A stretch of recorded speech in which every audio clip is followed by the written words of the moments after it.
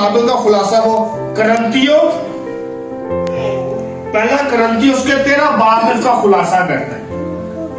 क्या कहता है? वो कहता है और मैं तुम्हें और भी उम्दा तरीका बताता हूं, अगर मैं आदमियों और फरिश्तों की जुबानें बोलूं और मुझ में मोहब्बत ना हो तो मैं ठनठनाता पीतल और झनझनाती, और अगर नेमत नबूवत रखूं और हर बात और इल्म से वाकिफ हूं, अगर मुझ में यहां तक कामिल ईमान हो कि पहाड़ों को हटा दूं और मुझ में मोहब्बत ना हो तो मैं हेज हूं, और अगर अपना सारा माल मस्कीनों को दे दूं और अपना बदन जिलाने के लिए दे दूं और मुझ में मोहब्बत ना हो तो मुझे कुछ फायदा नहीं।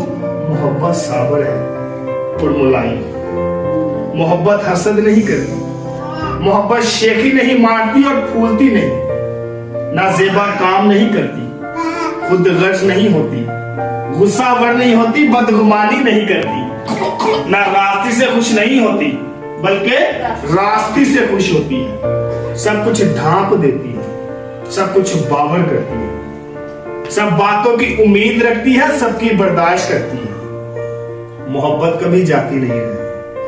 नबूतें होंगी तो मिट जाएंगी, जुबानें होंगी तो बंद हो जाएंगी, इल्म होगा तो खत्म हो जाएगा, क्योंकि हमारा इल्म नाखिस है और हमारी नबूवत नातमाम।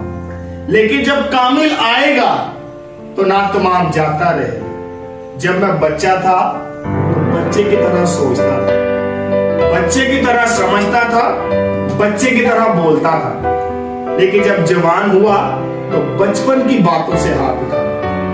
अभी हम सब आईने में धुंधला सा देखते हैं, मगर उस वक्त रूबरू देखेंगे। इस वक्त मेरा इल्म नातमाम है, लेकिन उस वक्त ऐसे पूरे तौर से जान लूंगा जैसे मैं भी जानना चाहता हूं। गर्ज, ईमान, उम्मीद, मोहब्बत, ये तीनों कायम तो है, लेकिन इनमें अफजल